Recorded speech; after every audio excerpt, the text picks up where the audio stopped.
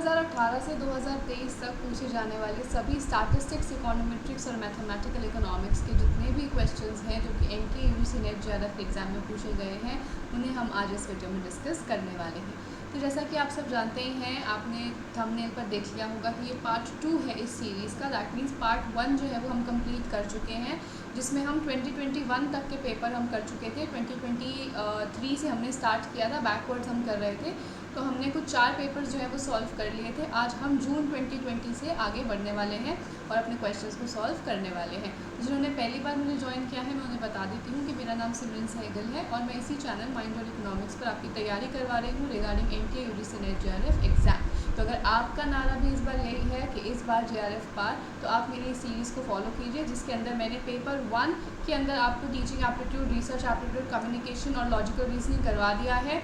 और आज मैं एक नई वीडियो पोस्ट करने वाली हूँ which is regarding your mathematical reasoning and logical reasoning combined. ठीक है, तो वो भी आपके लिए काफ़ी ज़्यादा इंपॉर्टेंट रहेगी। और पेपर 1 की जितने भी मैंने आज तक सीरीज़ ली हैं उन्हें आप देख सकते हैं। मैराथन्स भी मैंने कुछ कंडक्ट करी हैं अपने चैनल पर, उन्हें भी आप देख सकते हैं। उन सबका लिंक आपको नीचे डिस्क्रिप्शन बॉक्स में मिल जाएगा और उन सबकी पीडीएफ जो है आपको मेरे टेलीग्राम चैनल पर मिलेगी, जिसका नाम है mind your economics he, mind your economics. तो इसी टेलीग्राम चैनल के ऊपर आपको सारी पीडीएफ्स जो है वो अवेल होती हैं। आज की वीडियो की भी पीडीएफ आपको वहीं पर मिलेगी। तो चलिए आगे बढ़ते हैं, बिल्कुल भी देरी नहीं करते हुए। तो ये मेरा एक ब्रीफ इंट्रोडक्शन है आप सबके सामने। जैसे कि मैंने पहले ही बताया, मेरा नाम सिमरन सहगल है। मैं पिछले कुछ 3 सालों से पढ़ा रही हूँ और मैंने खुद 2 बार NTA UGC NET JRF qualify किया हुआ है in the subject of economics. मेरा एक आर्टिकल पब्लिश है इन इकोनॉमिक्स मैगजीन और मैंने काफ़ी रिसर्च प्रोजेक्ट्स पर भी काम किया है और मैं एक दिल्ली गवर्नमेंट स्कॉलरशिप होल्डर भी हूँ। तो ये आपके पास पूरी लिस्ट है जिससे आप जान सकते हैं कि आपको मुझसे क्यों पढ़ना चाहिए। चलिए, तो हम बिल्कुल भी देरी नहीं करेंगे, सीधे क्वेश्चन के ऊपर जंप करेंगे। ओके, सो दिसंबर 2022 का हम कर चुके हैं ऑलरेडी। अब हमें पढ़ना है जून 2020 से। ठीक है, चलिए, सो जून 2020 से अब हम शुरू करने वाले हैं। हमारा फर्स्ट क्वेश्चन है आपकी स्क्रीन के ऊपर।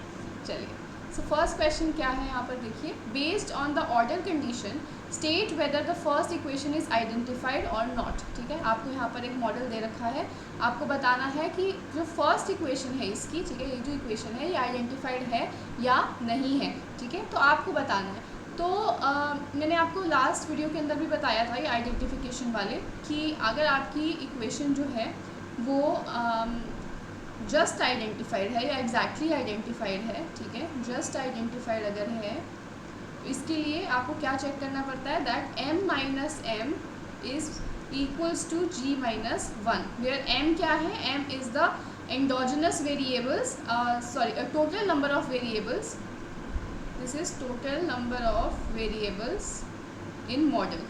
ठीक है, एंड स्मॉल m क्या है, this is total number of variables in equation, जिसको आपको आइडेंटिफाई करना है। g क्या है, this is total number of equations.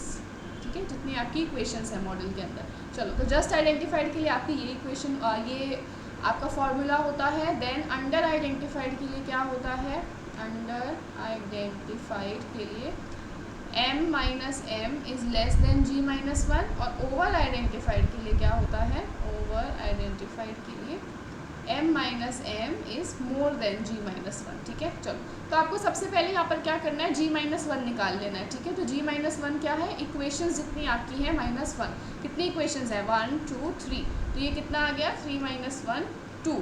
चलो, अब आपको निकालना है m माइनस एम, यानी कि आपको निकालना है total number of variables in the model. Total number of variables कितने हैं, y1 y2 y3।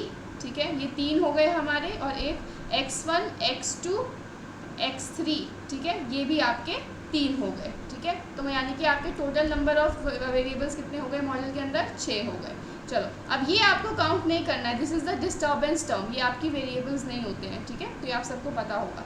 चलो, अब आपको देखना है कि कितने वेरिएबल्स आपकी उस इक्वेशन में जिसको आपको आइडेंटिफाई करना है। फर्स्ट वाली को आइडेंटिफाई करना है, इसमें कितने हैं आपके variables, y1 y2 x1 x2 4 हैं, ठीक है। सो m कितना है आपके पास 4, तो आप करो 6 में से 4 माइनस m करो, it is coming out to be 2। अब ये 2 जो है इस 2 के बराबर है, तो ये कौन सी इक्वेशन हो रही है, जस्ट आइडेंटिफाइड वाली, ठीक है। तो आपका इसका आंसर क्या हो जाएगा, C, exactly identified. I hope this is clear to everyone. Next question देखते हैं। Given the sample size 400 with sample mean 99, population mean 100 and the computed value of z statistics at -2.5, the value of population standard deviation will be, ठीक है। अब आपको यहाँ पर क्या दे दिया है, सैम्पल साइज दे दिया, सैम्पल मीन, पॉपुलेशन मीन आपको दे दिया है और आपको z स्टैटिस्टिक भी दे दिया। अब आपको पॉपुलेशन स्टैंडर्ड डेविएशन निकालना है। चलो अब मैं आपको दो फार्मूलाज यहाँ पर बताऊँगी, ठीक है, z निकालने के लिए।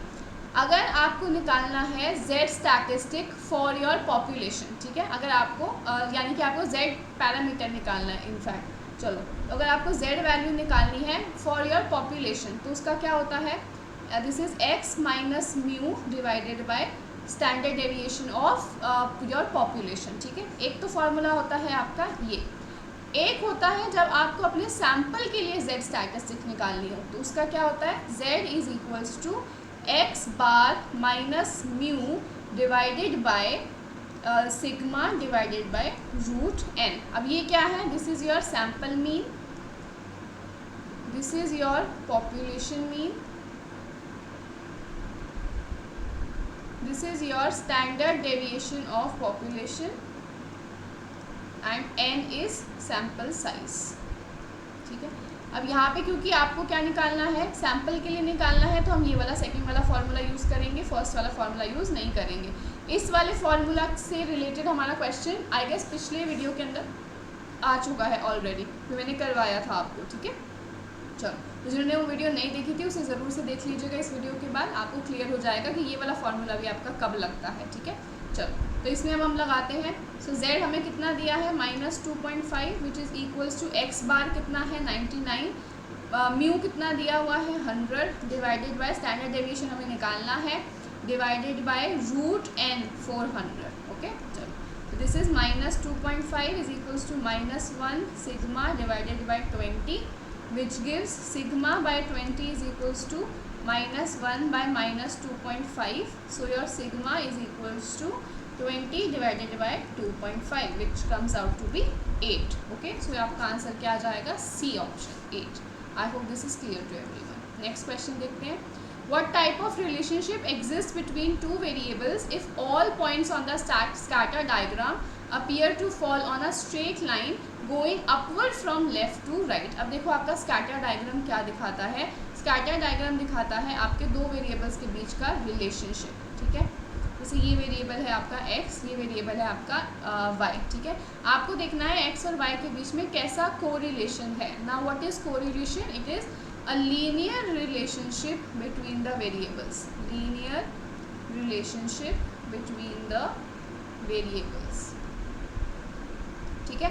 दिस इज कोरिलेशन, आपको देखना है कैसा कोरिलेशन है। तो स्कैटर डायग्राम क्या दिखा सकता है आपको, देखो यहाँ पर इन्होंने क्या बोला कि ऐसा रिलेशनशिप है इनके बीच में कि आपके जो सारे पॉइंट्स हैं वो एक स्ट्रेट लाइन के ऊपर है गोइंग अपवर्ड्स, ठीक है, अपवर्ड की तरफ है। यानी कि यहाँ पर एक ऐसे लाइन बना देते हैं हम, अपवर्ड गोइंग।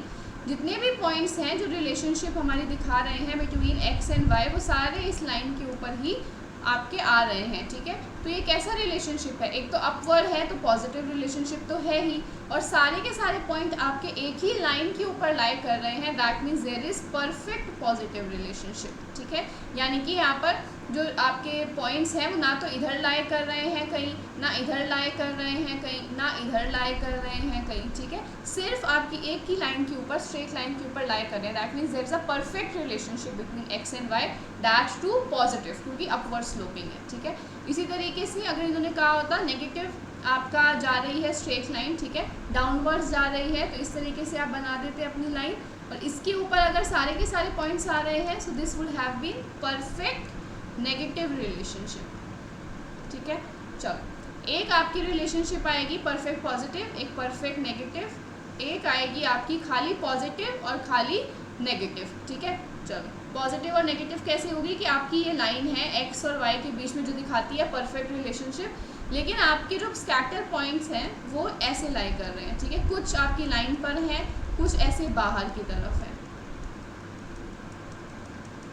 तो ये सारे पॉइंट्स ये तो दिखा रहे हैं कि आपके दोनों के बीच में पॉजिटिव रिलेशनशिप है, लेकिन परफेक्ट पॉजिटिव नहीं है, क्योंकि सारे पॉइंट्स आपकी इस लाइन पर लाई नहीं कर रहे। सो this will B positive correlated, ठीक है, पॉजिटिव रिलेशन है। ऐसे ही नेगेटिव का भी देख सकते हो आप। नेगेटिव कोरिलेशन कब होगा?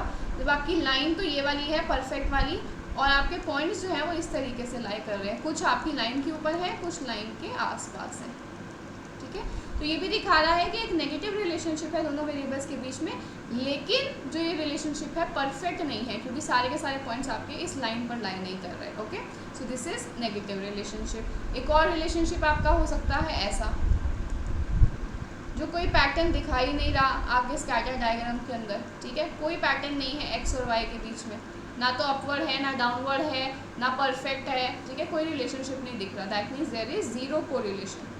यहाँ पर कोई कोरिलेशन है ही नहीं, एक्स और वाई के बीच में कोई रिलेशनशिप है ही नहीं। ओके, चलो next is which of the following is a valid objective function as a linear programming function. चलो, तो लीनियर प्रोग्रामिंग फंक्शन जो आपका होता है, लीनियर प्रोग्रामिंग फंक्शन, यानी कि उसका जो आपका लीनियर प्रोग्रामिंग प्रॉब्लम का जो ऑब्जेक्टिव फंक्शन होता है उसकी दो प्रॉपर्टीज होती हैं, ठीक है। एक तो वो जो फंक्शन है वो मिनिमाइजिंग होता है, ठीक है, यानी ये मैक्सिमाइज नहीं होगा, मिनिमाइजिंग फंक्शन होगा। दूसरी चीज़ इट इज़ लीनियर, ठीक है, यानी कि जो भी आपके वेरिएबल्स हैं, चाहे वो x है, चाहे वो y है, चाहे वो z है, इन सब की पावर क्या होनी चाहिए? पावर इनकी 1 होनी चाहिए, ठीक है, समझ में आया। चलो, तो अब चेक करो, दिस इज़ मैक्सिमाइजिंग, ये तो गलत ही हो गया, दिस इज़ मैक्सिमाइजिंग, ये भी गलत हो गया, ये मिनिमाइजिंग है और ये भी मिनिमाइजिंग है, ठीक है। अब आप देखो पावर्स, अब इसकी पावर क्या है x और y की? 2, यानी कि ये आपका क्वाड्रेटिक में चला गया है, ये लीनियर नहीं है, सो दिस इज़ रॉन्ग। अब देखो यहाँ पे x की पावर 1 है, y की पावर भी 1 है, यानी कि यहाँ पर लीनियर आ रहा है आपका, so answer will be D. Okay, तो ये दो प्रॉपर्टीज आपको याद रखनी है। आगे देखते हैं, ये क्वेश्चन काफ़ी अच्छा है। अब आपसे उन्होंने क्या पूछा है कि आपको बताना है कि वो क्या है, आपके स्टैंडर्ड एरर्स क्या क्या हैं, ठीक है। तो स्टैंडर्ड एरर आपको ध्यान रखने हैं, कैसे निकलते हैं। सैम्पल मीन का स्टैंडर्ड एरर क्या होता है? This is sigma divided by root N. Then sample variance का क्या होता है? सैम्पल वेरिएंस का आपका होता है this one. Then difference of two independent sample means का आपका होता है ये वाला, ठीक है। Then difference between two independent sample standard deviation का आपका होता है ये वाला, ठीक है। I hope this is clear to everyone. अगर क्लियर नहीं है तो देखो यहाँ पर वो कैसे डिराइव होता है, यहाँ पर डिराइव होता है कॉन्फिडेंस इंटरवल्स से, ठीक है। मैं आपको बता देती हूँ मीन का जैसे, ठीक है, confidence interval for sample mean. देखो एक सेकेंड में बता देती हूँ।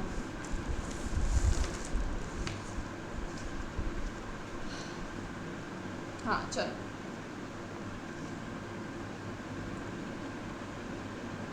Confidence interval for sample mean, ठीक है, यहाँ पर है for sample mean.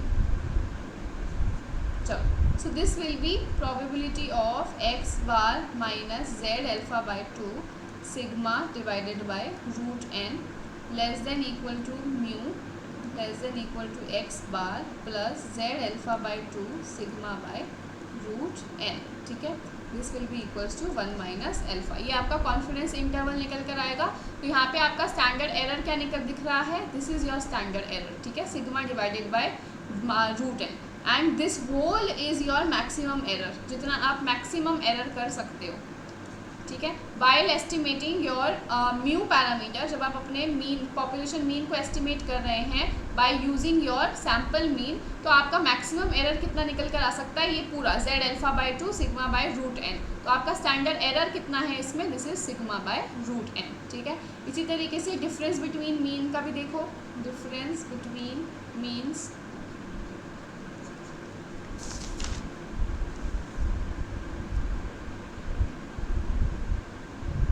this is probability x bar 1 minus x bar 2 minus z alpha by 2 root under sigma 1 square divided by n1 plus sigma 2 square divided by n2 less than equals to mu 1 minus mu 2 less than equals to x bar 1 minus X bar 2 plus Z alpha by 2 root under sigma 1 square by n1 plus sigma 2 square by n2, ठीक है, is equals to 1 minus alpha.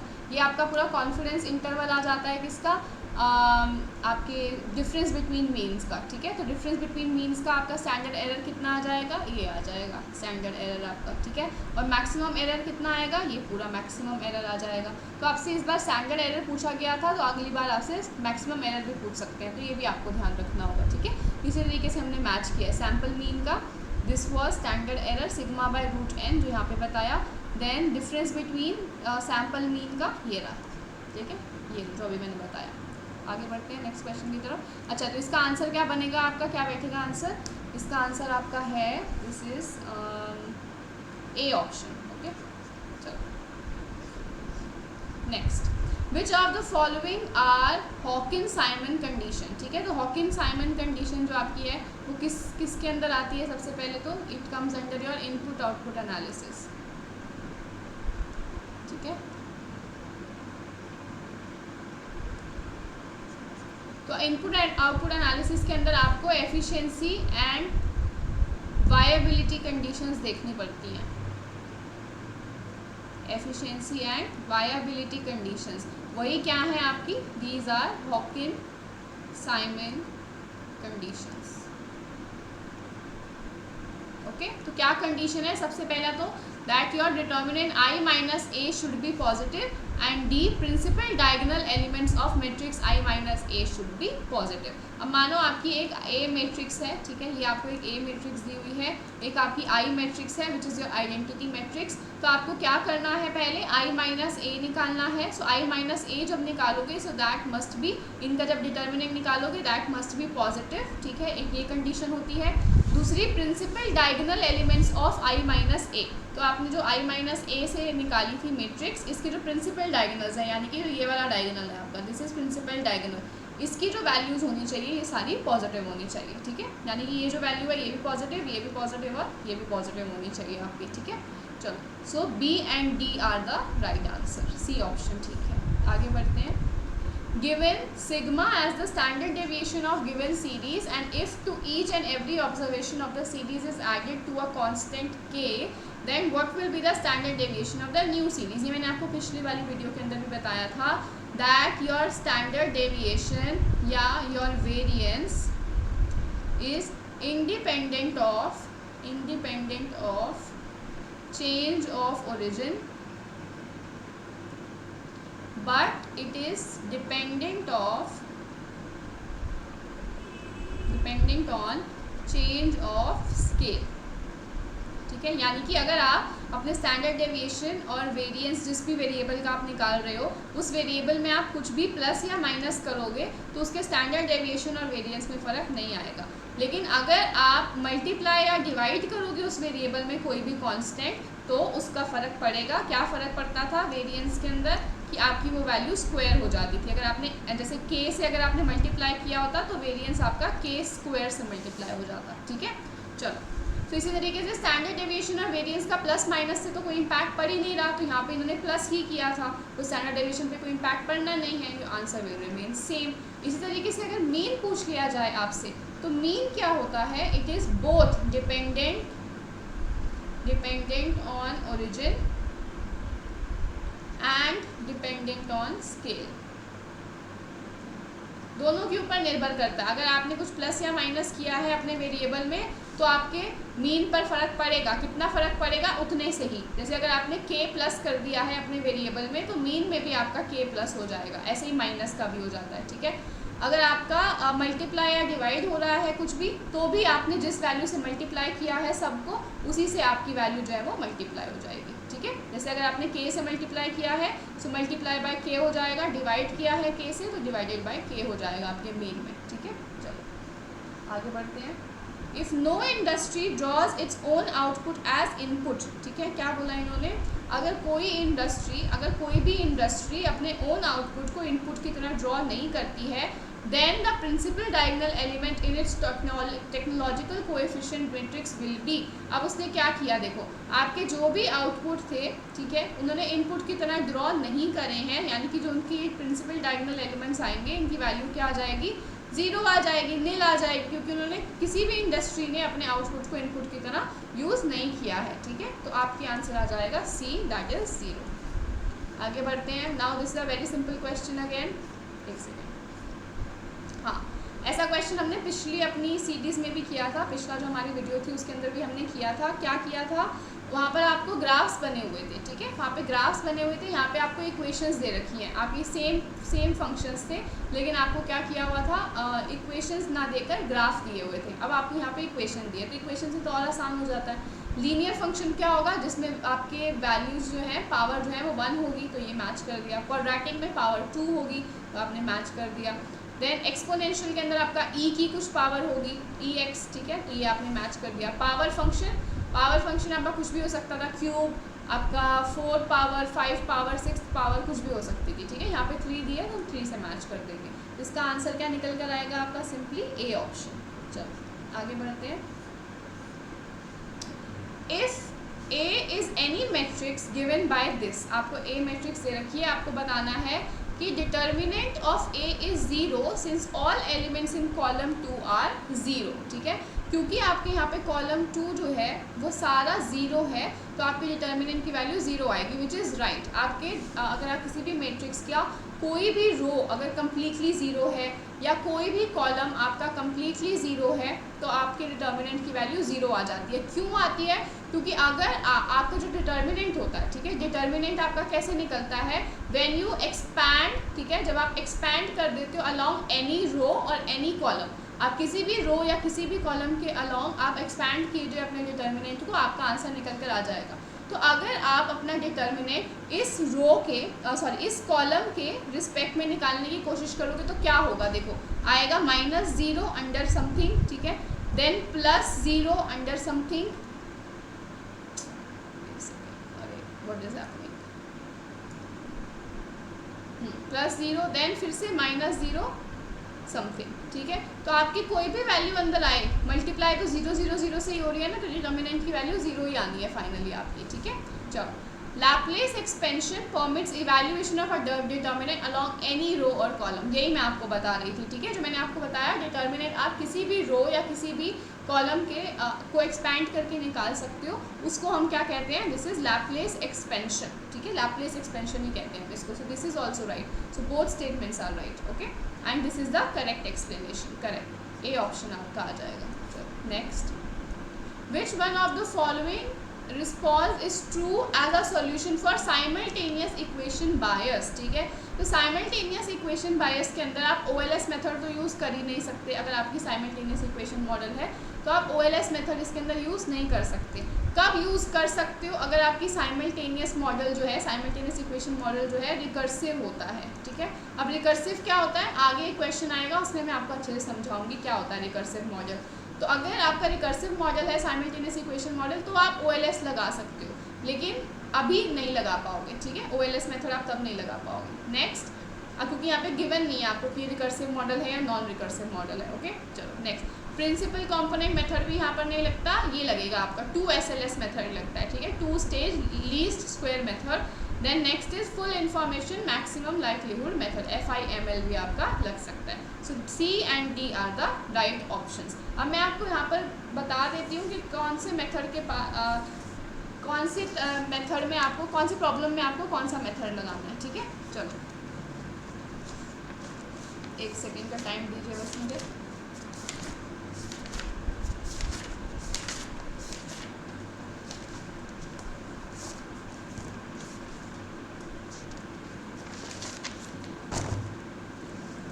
हाँ, अगर आपका exactly identified model है तो आप कौन सा मेथड यूज़ करते हो, ILS, ठीक है, indirect least squares, and 2SLS जो आपको यहाँ पे दिया हुआ, 2 स्टेज लीस्ट स्क्वायर मेथड। ठीक है, अगर आपका ओवर आइडेंटिफाइड मेथड है, ओवर आइडेंटिफाइड मेथड है, तो यू यूज़ 2SLS LIML, ठीक है, 3SLS, FIML and IV which is instrumental variable, ठीक है। तो ये सारे मेथड्स आप यूज़ कर सकते हो। This is 2 stage least square method, 3 stage least square method, your limited likelihood method, then आपका full information maximum likelihood method, then next is instrumental variable, ठीक है। ये सारे आप यूज़ कर सकते हो। तो अगर आपका आंसर के अंदर ये इनमें से कोई भी मेथड दिया हुआ होता तो उसको आप टिक कर सकते थे। यहाँ पे आपको सिर्फ 2 ही दिए हुए थे तो आपने उनको टिक कर दिया, ठीक है। So C is the right answer. आगे बढ़ते हैं। A time series under the condition this and this is set to be what. अब आपको पता होना चाहिए स्ट्रिक्टली स्टेशनरी क्या होती है, वीकली स्टेशनरी क्या होती है, नॉन स्टेशनैरिटी क्या होती है, ठीक है। तो मैं आपको सारी कंडीशंस बता देती हूँ कि क्या क्या कंडीशंस होती है तीनों के केस में, चलो, ताकि आपको बिल्कुल भी कन्फ्यूजन ना हो यहाँ पर।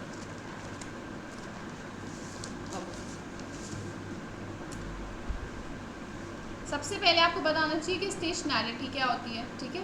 सो stationarity condition, that means there is no trend in the series, ठीक है। कोई ट्रेंड फॉलो नहीं हो रहा, आपकी स्टेशनरी है सीरीज, कांस्टेंट है आपकी सीरीज, ठीक है। So a time series is stationary if a shift in time does not change the shape of distribution, ठीक है। that means mean, variance and covariance are constant over time, ठीक है।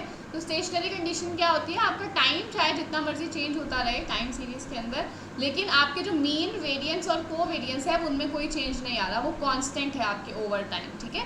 चलो next है आपका स्ट्रिक्ट स्टेशनरी, ठीक है। Strict स्टेशनैरिटी, strict स्टेशनैरिटी क्या होती है, joint distribution of any moments of any degree within the process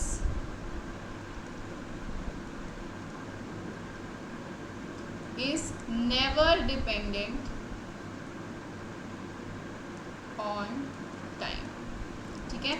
यानी कि अगर आप जॉइंट डिस्ट्रीब्यूशन निकालते हो अपने किसी भी मोमेंट का, ठीक है, किसी भी मोमेंट का, फर्स्ट मोमेंट का, सेकंड मोमेंट का, मतलब मीन का निकालो, चाहे आप वेरिएंस का निकालो, ठीक है, किसी भी आप अपने क्या कहते हैं मोमेंट का अगर आप जॉइंट डिस्ट्रीब्यूशन निकालते हो तो वो कभी भी अगर टाइम के ऊपर डिपेंडेंट नहीं है तो वो स्ट्रिक्ट स्टेशनैरिटी होती है, ठीक है। नेक्स्ट है आपका वीक स्टेशनैरिटी। वीक स्टेशनैरिटी क्या है, when time series that have constant mean, variance and autocovariance that does not change with time, ठीक है। एक टाइम सीरीज है जिसका एक मीन, वेरिएंस और कोवेरिएंस है जो कि आपका कांस्टेंट है ओवर टाइम, बिल्कुल भी वो टाइम के साथ चेंज नहीं हो रहा है, ठीक है। तो ये आपकी कुछ कंडीशंस है जो आपको ध्यान रखनी है, ये आपकी डेफिनेशंस है, यानी कि स्टेशनरी कंडीशन की, स्ट्रिक्ट स्टेशनरी की और वीक स्टेशनरी की। चलो अब क्वेश्चन क्या है, अ time series under the condition this and this. अब देखो क्या दिया हुआ है आपको, एक्सपेक्टेड वैल्यू आपको दे रखी है म्यू, यानी कि mu is a constant, clear. Then covariance between xt and xt+1, दोनों वेरिएबल्स के जो आपका एक वेरिएबल है x, उसका टाइम पीरियड अगर आप देखोगे दोनों टाइम पीरियड के अंदर अगर आपने कोवेरिएंस निकाला तो वो भी कितना आ रहा है yk, which is a constant, ठीक है, कांस्टेंट, ठीक है। तो इसीलिए आपका कौन सी हो जाएगी stationarity, this is weak stationarity, okay. Is this clear to everyone, क्या आपकी कंडीशन होनी चाहिए। बाकी मैं कंडीशन भी आपको लिखवा देती हूँ अगर आपको कंडीशन भी चाहिए है तो, इसको मैं एक बार इरेज कर देती हूँ।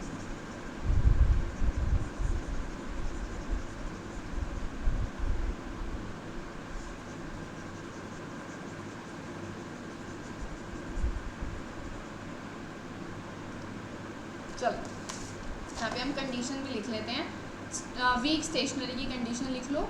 Expected value of Y T is equals to mu, variance of Y T is equals to sigma square, then covariance between Y T and Y T minus K is equals to gamma. Y T minus K कह लो या Y T plus के कह लो, एक ही बात है, is equals to gamma. ठीक है, तो यहाँ पर आपकी क्या है, वीक स्टेशनैरिटी है। दिस इज वीक स्टेशनैरिटी की कंडीशंस। अगर इनमें से कोई भी कंडीशन आपकी वायलेट हो जाती है, ठीक है, कोई भी कंडीशन अगर आपकी वायलेट हो जाती है तो ये क्या आ जाएगा, नॉन स्टेशनैरिटी आ जाएगी। If any condition is violated, इन तीनों में से अगर कोई भी आपकी कंडीशन वायलेट हो जाती है या फुलफिल नहीं होती है टाइम सीरीज में, तो वो नॉन स्टेशनरी सीरीज हो जाएगी। ठीक, चलो आगे बढ़ते हैं अब नेक्स्ट क्वेश्चन की तरफ। If the disturbance term is heteroscedastic, which one of the response based on given statement is true? अब ये मैंने आपको लास्ट क्लास में बताया था कि अगर हेट्रोस्केडास्टिसिटी है तो क्या क्या होता है, अनबायसनेस होती है आपकी, अनबायस्ड होते हैं एस्टिमेटर्स, देन लीनियर होते हैं आपके एस्टिमेटर्स, देन कंसिस्टेंट होते हैं बट इनएफिशिएंट होते हैं। ठीक है, चलो तो इसको देखते हैं हम। बायस नो अनबायस्ड होते हैं। OLS estimate do not have minimum variance property, this is right. Inefficient होते हैं तो मिनिमम वेरिएंस प्रॉपर्टी नहीं होती। Test of significance based on OLS यहाँ पे लगाओगे तो गलत हो जाएगा, इसीलिए आप GLS मेथड लगाते हो, यहाँ पे जनरलाइज लीस्ट स्क्वायर मेथड लगाते हो। ठीक है, next OLS estimates are inconsistent, no they are consistent. ठीक है, कंसिस्टेंट होते हैं। सो आंसर क्या आएगा, B and C, C option is the right option. आगे बढ़ते हैं। For any two equally likely exhaustive independent events A and B, probability of A B will be equals to। पहले तो आप देखो इंडिपेंडेंट इवेंट्स क्या होता है, मैंने आपको पिछली क्लास में बताया था क्या होता है independent events. When the probability of A B is equals to probability of A into probability of B, where probability of A B क्या है, it is the probability of A intersection B. ठीक है, ये आपको दे रखा है। अब एक चीज़ उसने बोली है इक्वली लाइकली। इक्वली लाइकली का क्या मतलब है कि ए और बी के अकर होने की जो प्रोबेबिलिटी है वो सेम है, यानी कि ए के अकर होने की प्रोबेबिलिटी क्या है 1/2, क्योंकि दो ही इवेंट हैं ए और बी के अकर होने की प्रोबेबिलिटी क्या है 1/2। ठीक है, चलो so this is probability of A, this is probability of B. तो देखो पुट करो यहाँ पर 1/2 into 1/2 which will be 1/4 which is actually 0.25। तो आपका आंसर आ जाएगा बी। ओके, चलो इसी के साथ जैसे आपका जून 2020 का पेपर कंप्लीट होता है, अब हम दिसंबर 2019 पर आ रहे हैं। चलो, तो जैसे जैसे आप पीछे की तरफ जाओगे ना अपने क्वेश्चन पेपर्स में, जैसा कि अभी आप देख भी रहे होंगे क्वेश्चंस आसान होते चले जा रहे हैं। ठीक है, यानी कि आपके पहले जो क्वेश्चंस आते थे स्टैटिस्टिक्स, इकोनोमेट्रिक्स और मैथ्स के, वो इजी आते थे, लेकिन आपने जो पिछली वाली वीडियो देखी होगी वो काफ़ी ज़्यादा एग्जॉस्टिव थी वो वीडियो, बहुत ज़्यादा उसके अंदर नए कॉन्सेप्ट्स थे। ठीक है, क्योंकि वो अब फाइनेंशियल इकोनोमेट्रिक्स में से आपसे पूछ रहे हैं, एडवांस स्टैटिस्टिक्स में से वो आपसे क्वेश्चंस पूछ रहे हैं, तो पेपर अब आपका स्टैट्स और इकोनोमेट्रिक्स का आसान नहीं आता। पहले आप अपने प्रीवियस ईयर क्वेश्चंस अटेम्प्ट कर चले जाते थे तो आपका आराम से हो जाते थे सॉल्व क्वेश्चन, अब नहीं हो सकते, अब आपको इन डेप्थ पढ़ने पड़ेंगे टॉपिक्स। ठीक है, चलो तो ये तो मैं इसीलिए करा रही हूँ क्योंकि आपको पता होने चाहिए, एक दो क्वेश्चंस तो डिक्टो सेम आ ही जाते हैं, तो इसीलिए करवाया जा रहा है। नहीं तो आप अभी जो आपसे पिछले 2 साल के क्वेश्चंस पूछे गए हैं उन पे ज़्यादा फोकस कीजिएगा, यानी कि जो पिछली वीडियो थी उसको आप ज़रूर से देख लीजिएगा, वो बहुत इंपॉर्टेंट है। चलो स्लस्की का किसने किया है, कंज्यूमर थ्योरी। स्लस्की का आपका होता है that Slutsky's equation for price effect. ठीक है, प्राइस इफेक्ट का हमने देखा था माइक्रो इकोनॉमिक्स में। नेक्स्ट एरो ने दिया है आपका CES प्रोडक्शन फंक्शन। अब CES प्रोडक्शन फंक्शन आपका तीन चार लोगों ने दिया है, Solow, Minhas, Arrow and Chenery. ठीक है, इन 4 लोगों ने मिलके आपका CES प्रोडक्शन फंक्शन दिया है, तो ये आपको ध्यान रखना है। चारों में से किसी का भी नाम आए तो मैच कर लीजिएगा। नेक्स्ट लियोनटीफ ने आपका दिया है इनपुट आउटपुट। ठीक है, इनपुट आउटपुट एनालिसिस है आपकी लियोनटीफ की, इनपुट आउटपुट। डैंजिग आप लीनियर प्रोग्रामिंग में आपका डैंजिग ने दिया है सिंप्लेक्स मेथड। ठीक है, लीनियर प्रोग्रामिंग को आप दोनों तरीके से कर सकते हो सॉल्व, एक ग्राफिकल तरीके से भी कर सकते हो और एक दूसरा मैथमेटिकल तरीके से भी कर सकते हो, जिसको आप सिंप्लेक्स मेथड कहते हो। ठीक है, तो ये दिया था डैंजिग ने, तो इसको अब आप मैच करोगे तो आपका आंसर कितना निकल कर आएगा, दिस इज सेकेंड। चलो आगे बढ़ते हैं। Which of the following statements are true concerning a triangular or recursive system. आ गया ये वाला क्वेश्चन आपका, ठीक है। तो अगर आपके साइमल्टेनियस इक्वेशन मॉडल रिकर्सिव है, जिसको आप ट्रायंगुलर भी कहते हो, तो क्या क्या प्रॉपर्टीज़ आपकी यहाँ पर लगती हैं। तो मैं आपको बता देती हूँ फटाफट से कि क्या है आपका सारा रिकर्सिव मॉडल। सो लिख लीजिए अपनी नोटबुक में रिकर्सिव मॉडल्स, ठीक है। चलो, तो रिकर्सिव मॉडल क्या है? When covariance between mu to t is equals to covariance between mu 2t and mu 3t. That means covariance between mu 3t and mu t is equals to 0. अब इस पूरे का मतलब क्या है? This means disturbances are uncorrelated, ठीक है। तो अगर आपके साइमल्टेनियस इक्वेशन मॉडल में जो आपकी डिस्टर्बेंस आ रही हैं, ठीक है, जैसे कि मैंने आपको बताया था साइमल्टेनियस इक्वेशन मॉडल क्या होता है, जिसके अंदर आपकी दो या दो से ज़्यादा आपकी इक्वेशंस होती हैं, ठीक है। मोर देन वन इक्वेशंस जब आपके मॉडल के अंदर होती हैं, और उसके अंदर भी आपके जो डिपेंडेंट वेरिएबल्स हैं और जो डिपेंडेंट वेरिएबल्स हैं एक इक्वेशन में, वो दूसरी इक्वेशन में इंडिपेंडेंट वेरिएबल्स बन जाते हैं, ठीक है। तो ऐसा आपका साइमल्टेनियस इक्वेशन मॉडल होता है। तो उसके अंदर आपकी जैसे मान लो 3 इक्वेशन है, तो आपका फर्स्ट में डिस्टर्बेंस टर्म μ1 होगी, सेकंड में μ2, थर्ड में μ3 होगी, ठीक है। तो इनके बीच में जो आपका कोरिलेशन है इट इज़ 0, ठीक है। ये आपस में अनकोरिलेटेड है अगर, तो आप मॉडल को क्या कहते हो? It is a recursive model, ठीक है। तो अगर आपके पास एक रिकर्सिव मॉडल है, देन आप क्या कर, इसका मतलब क्या है? That means there is definite but unidirectional cause and effect relationship between endogenous variables, ठीक है। endogenous variables आपके कौन से होते हैं? इंडिपेंडेंट वेरिएबल्स, और सॉरी डिपेंडेंट वेरिएबल्स, ठीक है। तो अगर आपके डिपेंडिंग वेरिएबल्स के बीच में एक यूनिडायरेक्शनल कॉज एंड इफेक्ट है, यानी कि आपका एक ही इफेक्ट आ रहा है, एक ही तरफ से अगर आपका इफेक्ट आ रहा है, तो रिकर्सिव मॉडल वो हो जाता है, ठीक है। चलो, अब इस केस में आप क्या कर सकते हो? OLS can be applied to each equation separately, ठीक है। अब आप पूरे मॉडल को इकट्ठा रन नहीं कर सकते, लेकिन आप हर जो इक्वेशन है, इक्वेशन 1, इक्वेशन 2, इक्वेशन 3, हर इक्वेशन को अलग अलग रन कर सकते हो सेपरेटली। इन पे आप OLS लगा सकते हो सेपरेटली, ठीक है। नेक्स्ट देन इसके अंदर है आपका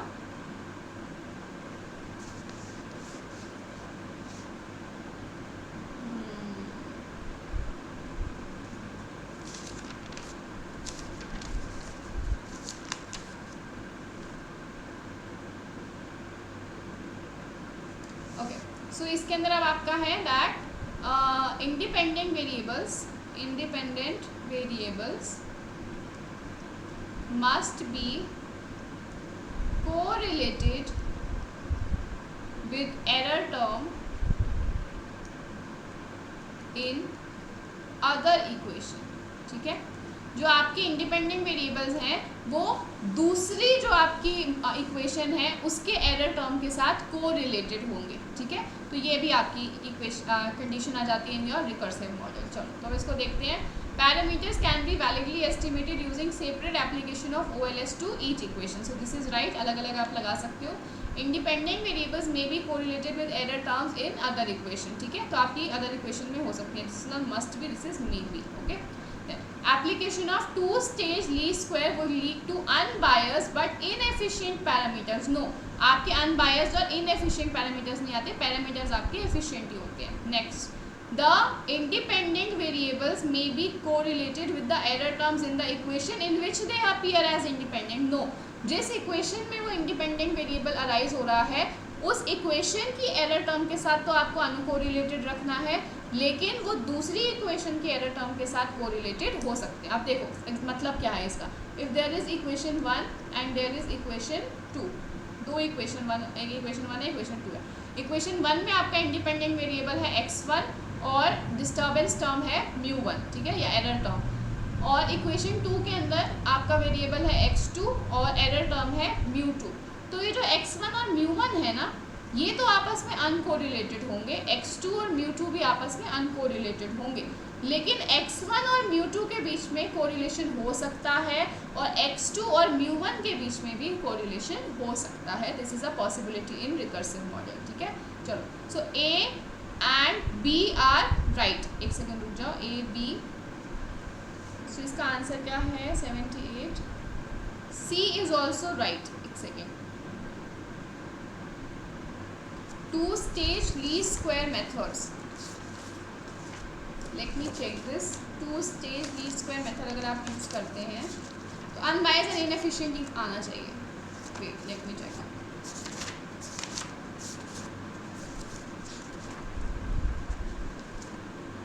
2 SLS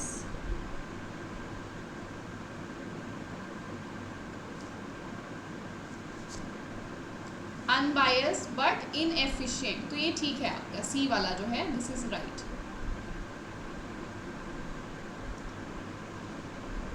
ओके, सी आपका ठीक है। अगर आप 2 SLS मेथड लगा देते हो तो आपके जो पैरामीटर्स आते हैं वो अनबायस्ड होते हैं, लेकिन वो इनएफिशिएंट ज़रूर होते हैं। ठीक है, so this is right. They are not efficient. I was saying they are efficient, but no, they are not efficient. They are inefficient in this case. So third option आपका ठीक हो जाएगा। आगे बढ़ते हैं। Analysis of variance is carried out by F test. ANOVA आपका F test use करता है। This is simple. Next, for an exactly identified equation, order condition that should be fulfilled is that the equation, ठीक है, आपको बताना है exactly identified equation के लिए बताना है। So एक second, exclude one less then the total number of endogenous variables in the model. ठीक है, आपको क्या करना चाहिए कि आप एक टोटल नंबर जो आपके हैं मॉडल के अंदर, एंडोजिनस वेरिएबल्स जो आपके हैं मॉडल के अंदर, उससे एक लेस कर दो। Exclude, include one less then the, no, include तो करते ही नहीं, आप एक्सक्लूड करते हो पहली बात। Include only one, no.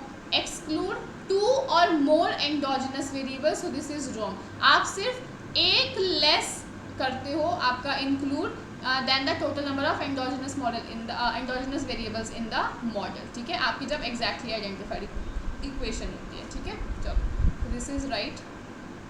First, inverse of the matrix. चलो, अब आपको अगर आपको ऐसी मैट्रिक्स दे रखी होती है, ठीक है, तो आप क्या करोगे, जिसमें आपके सारे एलिमेंट्स जो हैं वो ज़ीरो हैं एक्सेप्ट योर डायगोनल। ठीक है, इस मैट्रिक्स को क्या कहते थे, अभी मेरे दिमाग से निकल रहा है। इस मैट्रिक्स का एक नाम होता है, अगर आपके सारे ही डायगोनल एलिमेंट्स वन होते हैं और बाकी सारा ज़ीरो होता है, तो ये तो आपकी आइडेंटिटी मैट्रिक्स होती है। ठीक है, एंड ये मैट्रिक्स जिसके डायगोनल एलिमेंट्स आपको दिए हुए होते हैं, बाकी सब ज़ीरो होते हैं, इसका भी कुछ नाम होता है। मुझे आप लोग कमेंट सेक्शन में बताइएगा। ठीक है, क्या नाम इसका होता है, अभी मेरे दिमाग में स्ट्राइक नहीं कर रहा है। आप बताइएगा कमेंट सेक्शन में इसको क्या कहते हैं, कौन सी मैट्रिक्स होती है। चलो, तो इस मैट्रिक्स के अंदर अगर आपको इन्वर्स निकालना है तो आप कैसे निकालते हो, सिंपली जो आपके डायगोनल एलिमेंट्स हैं इनका रेसिप्रोकल कर दीजिए, आपको आंसर मिल जाएगा। ठीक है, सो दिस विल बी 1/2 यानी कि 0.5, 1/4 0.25, 1/5 0.2,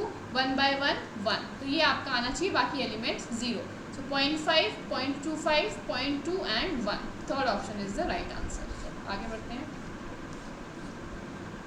बूटस्ट्रैपिंग टेक्निक, हाँ, बूटस्ट्रैपिंग टेक्निक आप कब यूज़ करते हो, when you need to find the sample distribution of the parameters. ठीक है, जब आपको अपने पैरामीटर्स का सैम्पलिंग डिस्ट्रीब्यूशन निकालना होता है तब आप बूटस्ट्रैपिंग टेक्निक यूज़ करते हो। सिंपल आपका थ्योरी क्वेश्चन। आगे देन आपका अगेन मैचिंग टाइप वाले डिकी फुलर टेस्ट कब यूज़ करते हो, to check the stationarity. Box Jenkin आप कब करते हो, फोरकास्ट करने के लिए। ग्रेंजर टेस्ट आप कब यूज़ करते हो, कॉजालिटी चेक करने के लिए। एक second, this is Granger causality test होता है ना, कॉजालिटी चेक करने के लिए। ग्लेजर टेस्ट आपका हेटेरोस्केडास्टिसिटी को चेक करने के लिए। ठीक है, ग्लोबल ग्लेजर जो करके जो आपका मेथड होता है, ठीक है, दैट इज हेटेरोस्केडास्टिसिटी वाला। तो इसको आप मैच कर सकते हैं, answer will be third. Next, under normal probability curve the area with the range mu minus 1.96। मैंने आपको कल की क्लास में बताया था कि z की जो वैल्यू अगर 1.96 होती है, ठीक है, अगर मॉड अगर इसको हम ले लें, इफ़ दिस इज़ 1.96 तो वैल्यू क्या हो जाती है 95%। ठीक है, आपकी प्रोबेबिलिटी कितनी आती है 95% आती है। चलो सो आपका सेकंड ऑप्शन। बाकी भी मैंने आपको बताए थे, अगर वैल्यू 3 हो, अगर आपकी वैल्यू 2 हो तो क्या आंसर आता है, तो वो सब भी आप देख लीजिएगा, काफ़ी इंपॉर्टेंट है। Next, which is the correct chronological order for economist to contribute in input output analysis. तो इसका क्या है, क्वेजने सबसे पहले आए थे आपके, ठीक है। क्वेजने के बाद आपके आए थे Karl Marx, then Leontief and last में आपके हॉकिंस साइमन आपके आए थे, जिन्होंने आपकी एफिशिएंसी और वायबिलिटी कंडीशंस दी थी, Hawkins Simon conditions in the Leontief paradox, in the Leontief input output model. Okay, चलो सो थर्ड आपका ठीक है। Next, 2 series are given as under, आपको बताना है इन दोनों में से कौन सी कन्वर्जेंट है, कौन सी डाइवर्जेंट है, या जो भी, ठीक है, आपको फाइंड आउट करना है। तो देखो फर्स्ट इक्वेशन, अगर आप फर्स्ट वाली को देखोगे सीरीज़ को, तो इसमें क्या चल रहा है, 1 माइनस, इसमें 2 सीरीज़ चल रही हैं, एक तो चल रही है ये वाली प्लस वाली, ठीक है, एक चल रही है ये माइनस वाली। तो इसको हम अलग अलग करके लिख लेते हैं। दिस इज़ 1 + 1/4 + 1/16, फिर एक माइनस ले लेते हैं हम बाहर, दिस इज़ 1/2 + 1/8 + 1/32, ठीक है, एंड डैश डैश डैश। चलो अब ये वाली को देखो, ये वाली सीरीज़ को देखो, ये कन्वर्ज कर रही है, डाइवर्ज। कन्वर्ज का मतलब क्या होता है, जब आपकी सीरीज़ 0 की तरफ जा रही हो। डाइवर्ज का मतलब क्या होता है, जब आपकी सीरीज़ इन्फिनिटी को अप्रोच कर रही हो। तो आप देखो 1 के अंदर आप प्लस कर रहे हो कितना, जब आपकी वैल्यूज़ छोटी से छोटी होती चली जाए और आपकी ये वैल्यू आपकी बड़ी से बड़ी होती चली जाए, ठीक है।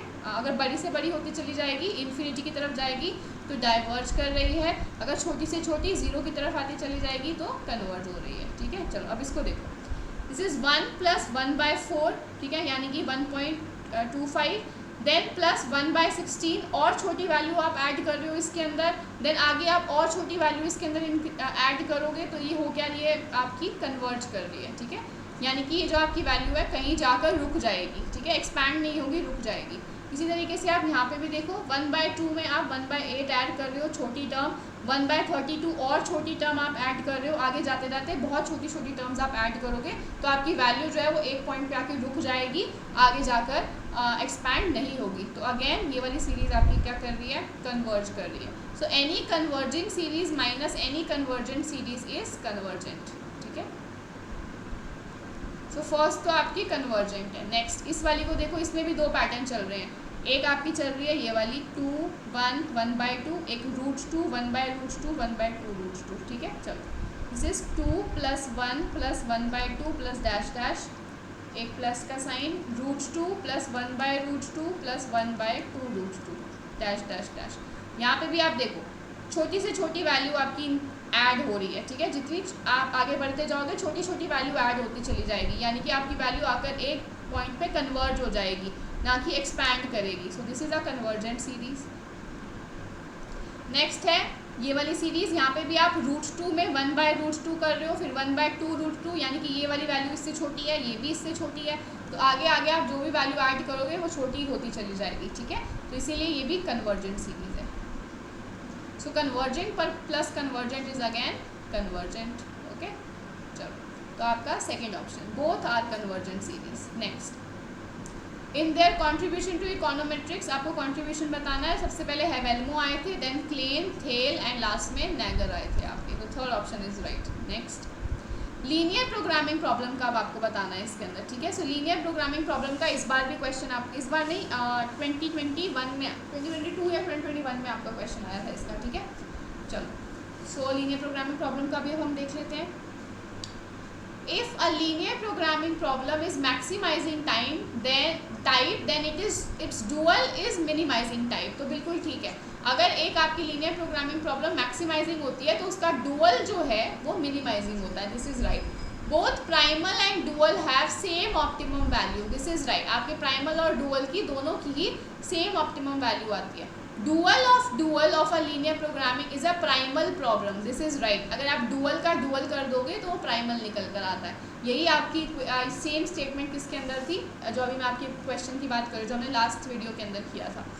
If maximizing linear programming problem is with less than type, the dual of this problem will have more than type. तो बिल्कुल ठीक है, अगर आपका लेस देन टाइप कंस्ट्रेंट है तो डुअल आपका मोर देन टाइप कंस्ट्रेंट होगा। तो जो all statements are correct, A B C D all are correct. Fourth is the right answer. Next, Geometric mean is theoretically considered as the best average to construct index numbers. बिल्कुल ठीक है.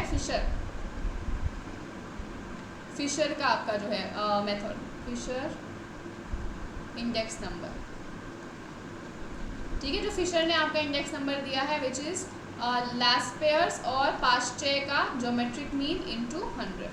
ठीक है, चलो, तो ये आपकी बेस्ट एवरेज कही जाती है. बेस्ट एवरेज क्यों कही जाती है अब देखते हैं हम. Geometric mean is use if the range of observation are extremely large. ये बिल्कुल ठीक है, जब आपके ऑब्जर्वेशन बहुत ज़्यादा होते हैं तब आप ज्योमेट्रिक मीन यूज़ करते हो, पर ये इसका रीज़न नहीं है. ठीक है, आप इसलिए नहीं यूज़ करते हो इसको.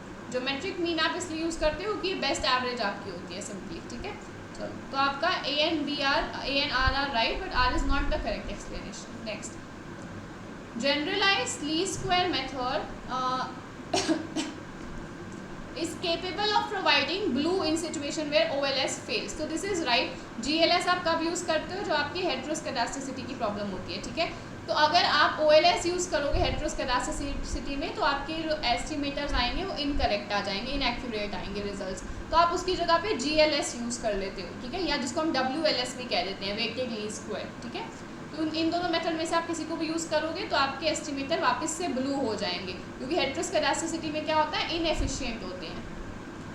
यानी कि जो बेस्ट वाला पार्ट है ये हट जाता है अगर आप OLS यूज़ करोगे तो जब आप GLS यूज़ करोगे तो ये एफिशिएंट हो जाएंगे आपके, यानी कि ब्लू पैरामीटर हो जाएंगे फिर से. Next, GLS is the OLS on the transformed variables that verify the standard least square assumptions. This is right.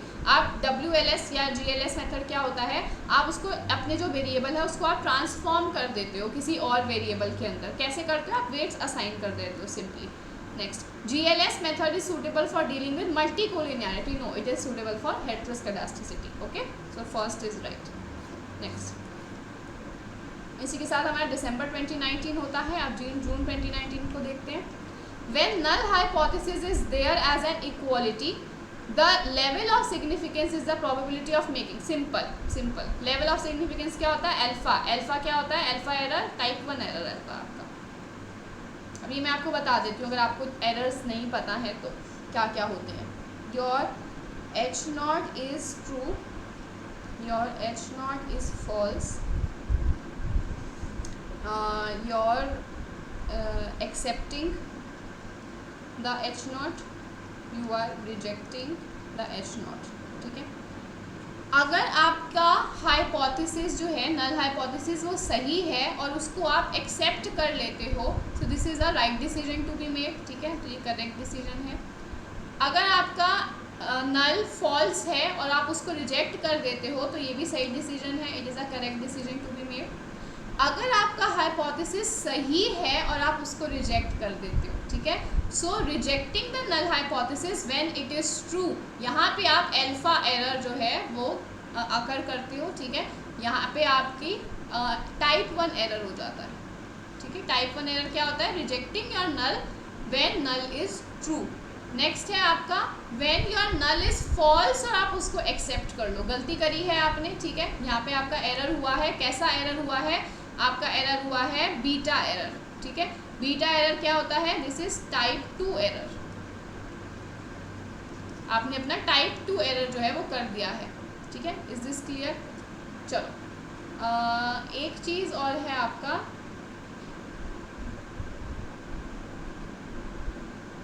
एक और चीज़ थी आपकी इसके अंदर, that was, let me confirm that.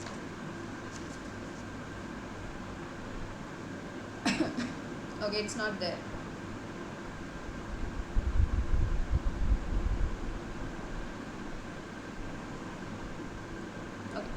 तो चलो इसको हम यहीं तक रखते हैं. चलो, अब ये देखते हैं हम कि टाइप 1 एरर ज़्यादा डेंजरस होता है या टाइप 2 एरर आपका ज़्यादा डेंजरस होता है. सो टाइप 1 एरर और type 2 error depending upon the situation दोनों ही डेंजरस होते हैं. ठीक है, बट एक चीज़ है, अगर आप अपने टाइप 1 एरर को मिनिमाइज़ करने जाओगे ना, अगर आप 1 को मिनिमाइज़ करोगे तो आपका 2 मैक्सिमाइज़ हो जाएगा. ठीक है, अगर आप अपने 2 को मिनिमाइज़ करने जाओगे तो आपका 1 मैक्सिमाइज़ हो जाएगा. यानी कि इन दोनों के बीच में एक ट्रेड ऑफ होता है.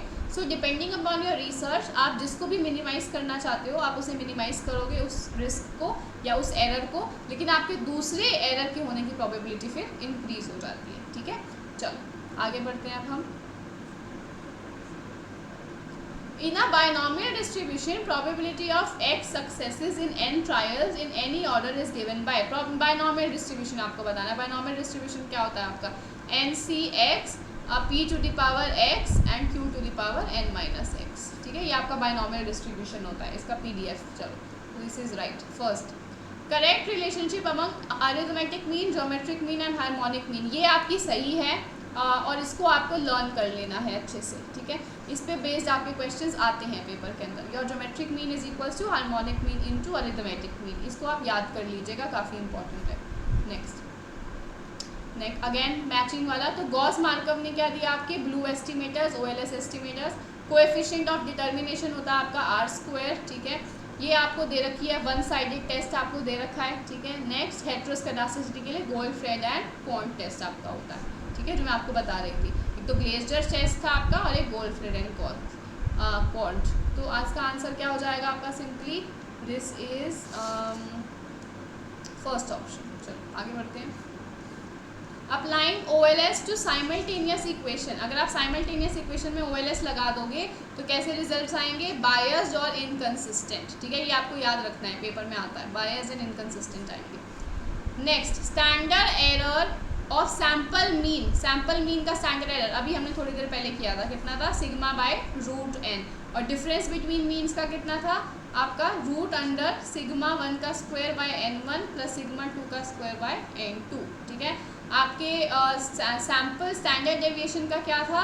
1 divided by 2 root under sigma by n. ऐसे ही कुछ था, सिग्मा बाय 2n. चलो ये अभी मैं आपको चेक करके बताती हूँ. ये ऐसा ही था हमारा कुछ. ये था शायद 1 sigma by 2 root n. I think ये वाला था. ये अभी चेक कर लेते हैं हम. और हमारा डिफरेंस बिटवीन वेरिएंस का क्या था? डिफरेंस बिटवीन स्टैंडर्ड एरर्स का. तो इसका क्या था? दैट वाज सिग्मा 1 का square by 2n1 plus sigma 2 का स्क्वायर बाय 2n2. ठीक है, एक बार हमें सैम्पल वाला देख लेते हैं क्या था.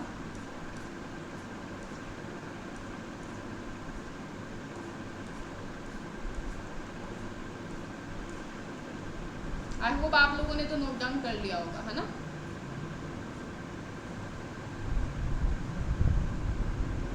ये रहा. This was sigma square root 2 by n. हाँ, sigma square root 2 by n.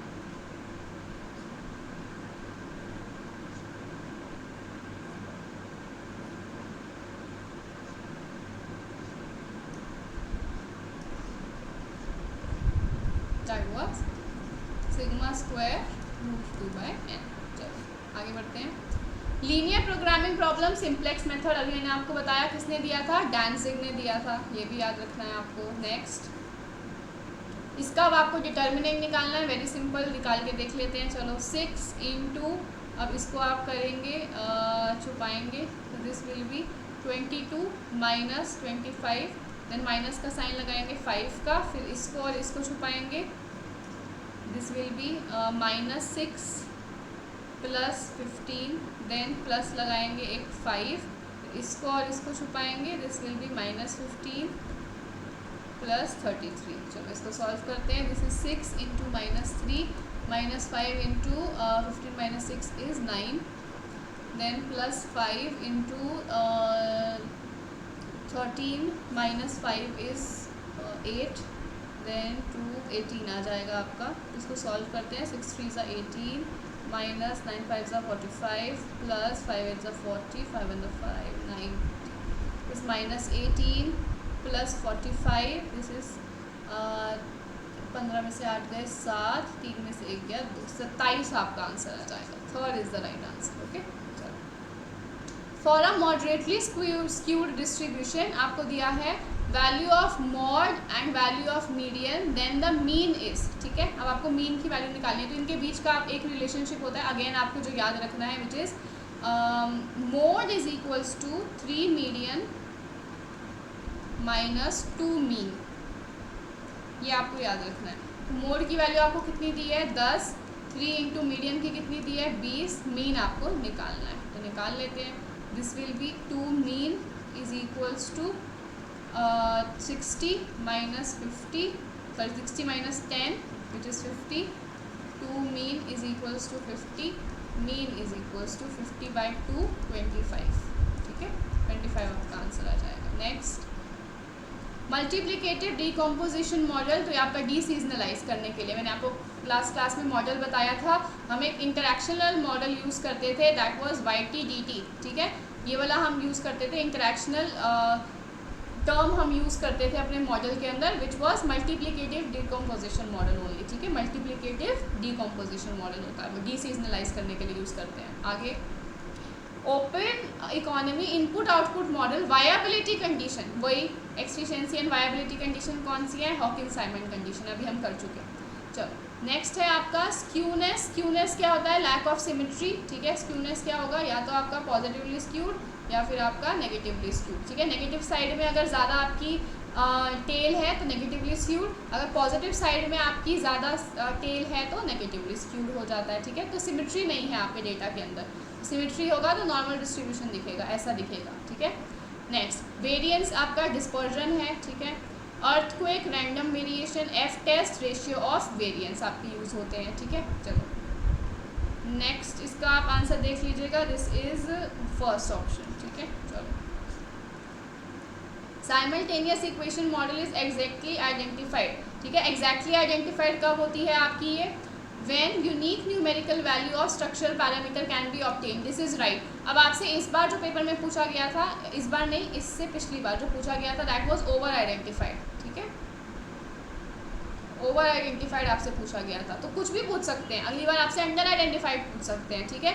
तो ओवर आइडेंटिफाइड में क्या था आपका कि मोर देन 1 वैल्यू आपकी निकल कर आ जाए, ठीक है, अगर मोर देन 1 आ रही है तो ओवर आइडेंटिफाइड, अगर आपकी एग्जैक्टली एक वैल्यू निकल कर आ रही है तो एग्जैक्टली आइडेंटिफाइड या एग्जैक्टली आइडेंटिफाइड आपका आ जाएगा, ठीक है। चलो नेक्स्ट है आपका डिफरेंस इक्वेशन। तो डिफरेंस इक्वेशन आपकी डिस्क्रीट चेंजेस के लिए यूज़ होती है और डिफरेंशियल इक्वेशन आपकी यूज़ होती है कॉन्टिन्यूस चेंजेस के लिए, डिफरेंशियल इक्वेशन यूज़ होती है कॉन्टिन्यूस चेंजेस के लिए, ठीक है। चलो next in a 2 variable regression analysis, regression coefficients are, regression coefficients आपको दे रखे हैं 0.6 and 0.8, if y is dependent variable and x is independent variable, what is the percentage of variation in y explained by x, यानी कि आपसे वो r square पूछ रहा है, ठीक है।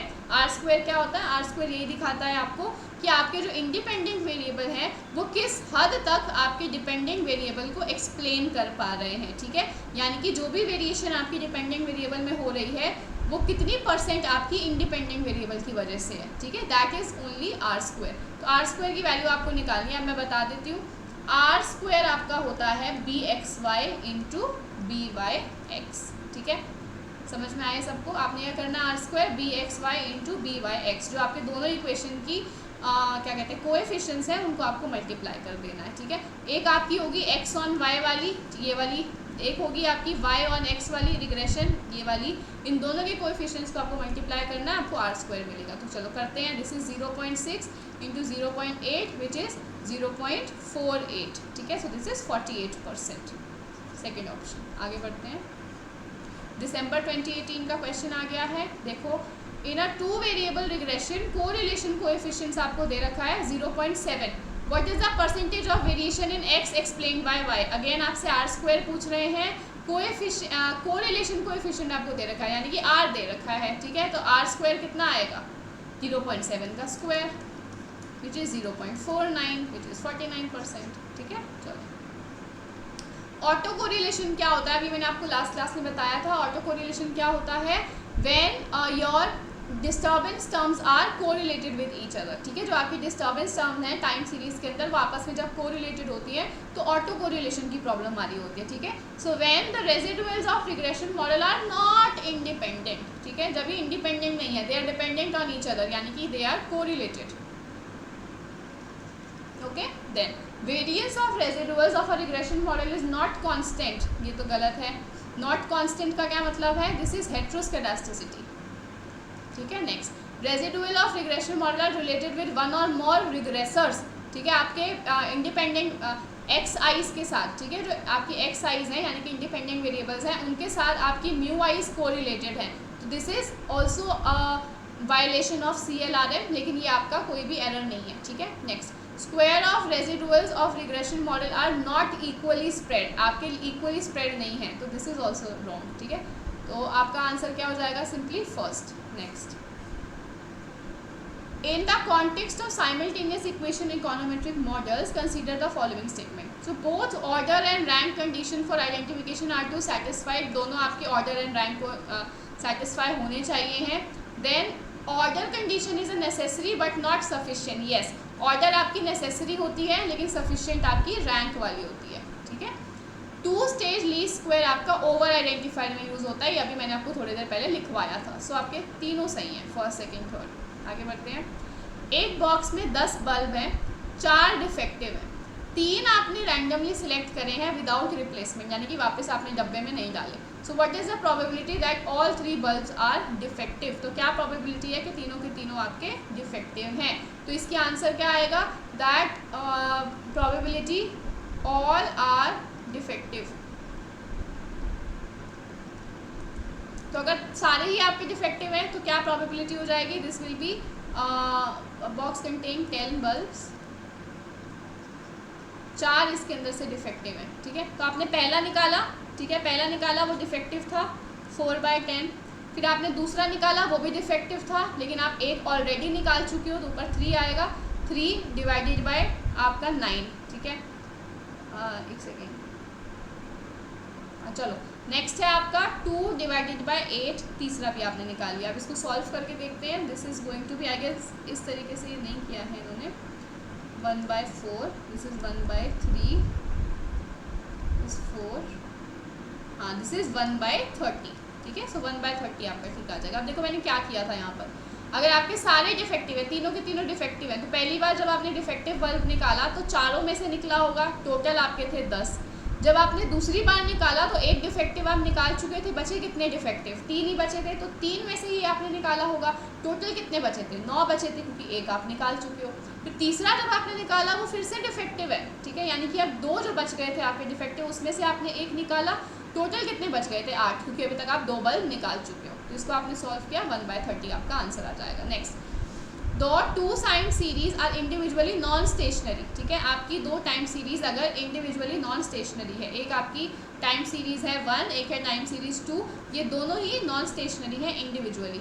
लेकिन अगर मैं इनका कोई लीनियर कॉम्बिनेशन बना देती हूँ जो कि स्टेशनरी आ जाए, ठीक है, तो इस प्रोसेस को क्या कहते हैं, जब हम इसका एक लीनियर कॉम्बिनेशन बना देते हैं टाइम सीरीज का और वो स्टेशनरी हो, दिस इज नोन एज को इंटीग्रेशन, ठीक है। सो को इंटीग्रेशन टेक्निक होती है ये। आगे, हॉकिन साइमन कंडीशन है आपकी इनपुट आउटपुट एनालिसिस, बहुत बार हम कर चुके। देन आपका सिंप्लेक्स मेथड है लीनियर प्रोग्रामिंग। देन कुन टकर कंडीशन है नॉन लीनियर प्रोग्रामिंग के लिए। सैडल पॉइंट आपका थ्योरी ऑफ गेम्स के अंदर आ जाएगा, ठीक है। तो आंसर अब आप इसका देख लेंगे कितना आ रहा है, this is first. Next question, again matching type वाला क्वेश्चन आपका आ चुका है। डिकी फुलर टेस्ट है आपका stationarity. Then Durbin Watson auto correlation, student E test आपका इंडिविजुअल सिग्निफिकेंस के लिए। देन डेल्फाई मेथड आपका फोरकास्टिंग के लिए यूज़ होता है। चलो, सो दिस इज 110 का 4th क्वेश्चन। आगे, हाँ this is a good question जो आ भी जाता है, 1-2 बारी आपका पेपर में आ चुका है सेम क्वेश्चन। तो देखो यहाँ पे क्या दिया हुआ है, दिस इज़ अ ग्राफ जो कि अपवर्ड स्लोपिंग है, ठीक है, यानी कि इट इज़ इंक्रीजिंग, ठीक है। तो इंक्रीजिंग के लिए क्या आपकी होती है, that del y bye del x is more than 0, तो ये इंक्रीजिंग की कंडीशन होती है। चलो, अब यहाँ पे कौन सा कर्व आपको दे रखा है ये भी देखो, दिस इज कॉनकेव, कॉनकेव का ये वाला पार्ट है ये, ठीक है, दैट मीन्स इज कॉनकेव। तो कॉनकेव कब होता है, जब when your double derivative is del square y bye del x square is less than 0, ठीक है। कॉनकेव कब होता है, जब ये लेस देन 0 होती है आपकी सेकंड ऑर्डर कंडीशन। तो आंसर देख लो, more than and less than, more than and less than, 4th आपका ठीक हो जाएगा। चलो, इसी तरीके से अगर आपको ये दे रखा होता तो आंसर क्या होता, दिस इज डिक्रीजिंग, डिक्रीजिंग यानी कि del y bye del x is less than 0, decreasing के लिए। और लेकिन है तो कॉनकेव ही, तो कॉनकेव के लिए ये सेम कंडीशन रहती है। तो मैं आपको सारी लिखवा देती हूँ यहाँ पर, देखो इंक्रीजिंग अगर हो फिगर, चाहे ऐसे हो, इंक्रीजिंग चाहे ऐसे हो चाहे ऐसे हो, ठीक है। इंक्रीजिंग के लिए आपका del y bye del x is more than 0। Decreasing, decreasing चाहे आपका कैसा हो, चाहे आपका डिक्रीजिंग ऐसा हो, चाहे आपका डिक्रीजिंग ऐसा हो, डिक्रीजिंग है, so del y by del x will be less than 0, ठीक है। चलो अगेन, अगर आपका फिगर कॉन्केव है तो del square y by del x square will be less than 0, concave, चाहे आपका ऐसा हो चाहे आपका ऐसा हो, ठीक है। अगर फिगर आपकी कॉन्वेक्स है तो आपका del square y by del x square will be more than 0, चाहे आपका कॉन्वेक्स ऐसा हो चाहे आपका कॉन्वेक्स ऐसा हो, ठीक है। I hope this is clear to everyone. चलो आगे बढ़ते हैं। Consider the following statement about time series of annual observation of sales of a firm of 10 years. अगर आप ऑब्जर्वेशन कर रहे हो एक फर्म की सेल्स की ओवर द 10 ईयर्स, तो कैसा ट्रेंड आएगा? तो सीजनल वेरिएशंस नहीं आएंगे, सेक्युलर ट्रेंड, उनमें एक ट्रेंड चलेगा जो सेक्युलर ट्रेंड है, जो चलता आ रहा है। देन साइक्लिकल वेरिएशंस हो सकती हैं उनकी, टाइम टू टाइम उनकी कुछ वेरिएशंस हो सकती है सेल्स के अंदर। So your second and third are right. अब लास्ट पेपर है ये हमारा जुलाई 2018 का, which is first question is which of the following condition economic viability and technological feasibility. तो कौन सी कंडीशन है आपकी? हॉकिंस साइमन कंडीशन, ये अभी हमने कितनी बार कर लिया। If in a sample survey of same 100 house holds, ठीक है, अगर आपने सेम 100 हाउस होल्ड्स को स्टडी किया है एनुअली फॉर 5 ईयर्स, तो ये कौन सा आपका डेटा होगा? देखो, एक होता है आपका टाइम सीरीज डेटा, जिसको आप लॉन्गिट्यूडिनल भी कह देते हो। एक होता है आपका क्रॉस सेक्शनल डेटा, एक होता है आपका पैनल डेटा, ठीक है।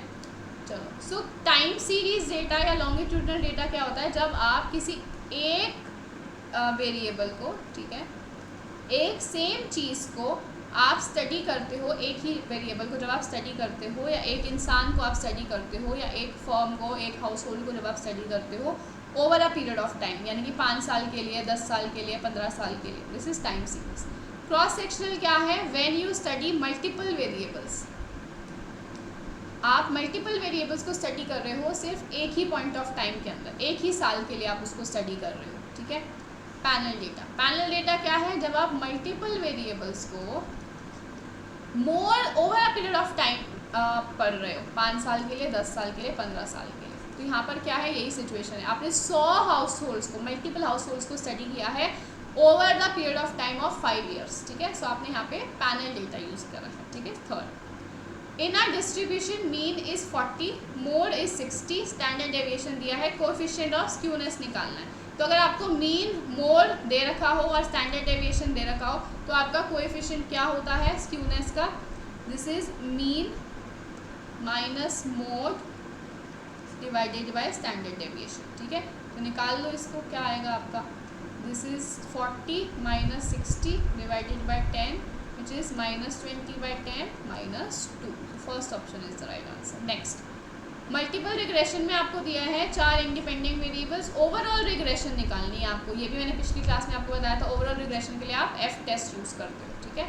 Next, if a sample of 100 is to be taken from a population of 1000 farmers, 1000 farmers में से आपको 100 का सैम्पल लेना है, consisting of marginal farmers, small farmers, large farmers, तो आप कौन सा सैम्पलिंग टेक्निक यूज़ करोगे? तो you will use stratified sampling technique. ये मैंने आपको रिसर्च मेथोडोलॉजी की जब करवाई है अभी क्लास, ठीक है, तो मैंने रिसर्च मेथोडोलॉजी की भी आपकी ली है एक मैराथन टाइप अभी थोड़े दिन पहले ही, उसे आप ज़रूर से देख लीजिएगा। उससे मैंने अलग अलग तरीके के सारे सैम्पलिंग मेथड्स बताए हैं, ठीक है। तो सैम्पलिंग मेथड आपका स्ट्रैटिफाइड यूज़ होता है। स्ट्रैटिफाइड में क्या होता है? व्हेन योर क्या कहते हैं, when your population is heterogeneous, ठीक है, आपकी पॉपुलेशन जो थी वो हेट्रोजीनियस थी। हेट्रोजीनियस यानी कि अलग अलग, तो आपकी पॉपुलेशन में मार्जिनल फार्मर्स भी थे, स्मॉल फार्मर्स भी थे, लार्ज फार्मर्स भी थे, और सब मिक्स थे। तो आपने क्या किया? इनको होमोजीनियस स्ट्रेटास में कन्वर्ट कर दिया, होमोजीनियस स्ट्रेटास के अंदर, यानी कि सेम तरीके के लोगों को आपने सेम ग्रुप में डाल दिया। तो आपने मार्जिनल वालों को अलग ग्रुप में डाल दिया, स्मॉल वालों को अलग में डाल दिया, लार्ज वालों को अलग ग्रुप में डाल दिया, फिर रैंडमली उसमें से आपने डेटा कलेक्ट किया। So that is stratified, okay. Next, recursive, फिर से रिकर्सिव मॉडल आ गया। Parameters can be validly estimated using separate application of OLS to each equation, ये मैंने अभी बताया था। इंडिपेंडेंट वेरिएबल्स में be correlated with the error terms in other equations, yes, ये अदर इक्वेशंस के अंदर आपके हो सकते हैं, सेम इक्वेशन के अंदर कोरिलेटेड नहीं हो सकते, ठीक है। सो आपका both A and B। Next, again आपका सेम क्वेश्चन आपका रिपीट हुआ है, ठीक है। So this is Delphi method forecasting, Dickey Fuller stationarity, Durbin Watson auto correlation, related testing. इसको आप मैच कर सकते हैं, दिस इज सिंपल। चलिए, इसी के साथ हमारा कंप्लीट हो गया है पूरा statistics, econometrics and mathematical economics का पोर्शन। तो मैथमेटिकल इकोनॉमिक्स के अंदर क्या होता है, आपको जो प्रोड्यूसर इक्विलिब्रियम हो गया और प्रोड्यूसर इक्विलिब्रियम हो गया, चाहे आपका प्रोड्यूसर सरप्लस हो गया, कंज्यूमर सरप्लस हो गया, वो जो न्यूमेरिकल्स होते हैं वो भी आपके मैथमेटिकल इकोनॉमिक्स में ही इंक्लूडेड होते हैं, ठीक है। इसीलिए आपको यहाँ पर मैथमेटिकल इकोनॉमिक्स का क्वेश्चंस कम दिखे हैं, खाली सेट्स वगैरह से रिलेटेड आपको दिखे हैं। क्यों? क्योंकि वो क्वेश्चंस मैं ऑलरेडी आपको माइक्रो इकोनॉमिक्स के अंदर करवा चुकी हूँ, मैक्रो इकोनॉमिक्स के अंदर करवा चुकी हूँ उस टाइप के क्वेश्चंस, ठीक है। तो आप उन मैराथन्स को देख लीजिएगा, उनका लिंक आपको नीचे डिस्क्रिप्शन बॉक्स के अंदर मिल जाएगा।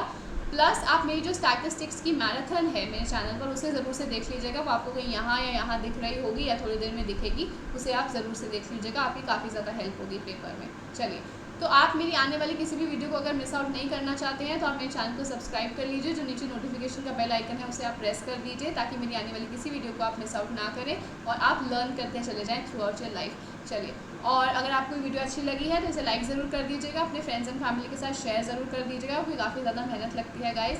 आप मेरे टेलीग्राम चैनल को ज्वाइन ज़रूर कर लीजिएगा, क्योंकि आपको इसकी PDF जो है वहीं पर मिलेगी और कहीं नहीं मिलेगी। आप मुझे इंस्टाग्राम पर भी फॉलो कर सकते हैं और आप मुझे ईमेल भी लिख सकते हैं रिलेटेड टू योर क्वेरीज, ठीक है। आप मुझसे किसी भी तरह की क्वेरी जो है वो पूछ सकते हैं, related to your PhD, related to your proposal, related to your anything related to your academics, okay. So thank you so much everyone.